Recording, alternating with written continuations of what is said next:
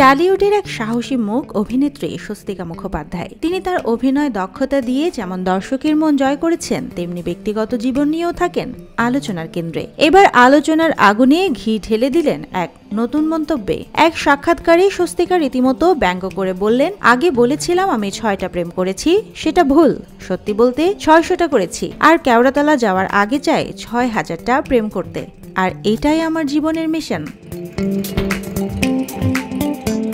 স্বাভাবিকভাবে এ মন্তব্য নিয়ে শুরু হয়েছে তুমুল চর্চা। তবে স্বস্তিকা থেমে থাকার মানুষ নন। সমালোচনার জবাবে তার স্পষ্ট ভাষ্য যে তিনি কাউকে ঠকাবে বা অন্যায় করবে কারো সঙ্গে, সেটা তো বলেননি। তিনি শুধু ভালোবাসতে চেয়েছেন, তাতেও সমস্যা? আমাদের চারপাশে প্রতারণা, শোষণ, হিংসা এসব তো রোজকার ঘটনা। সেখানে স্বস্তিকা যদি ভালোবাসা বিলায়, তাতে সমস্যা?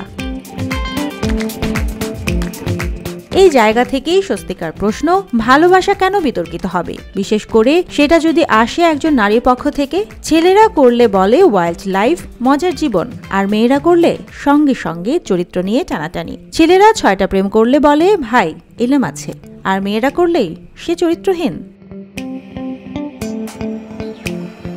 তারপর খানিকটা নিজের প্রশংসা করে স্বস্তিকা বলেন, আমাকে যেরকম দেখতে, আমার যেরকম চেহারা, আমার যেরকম ব্যক্তিত্ব, তাতে আমি কেওড়াতলার স্টপেজ কালীঘাট তার আগের স্টপ পর্যন্ত প্রেম করতে চাই।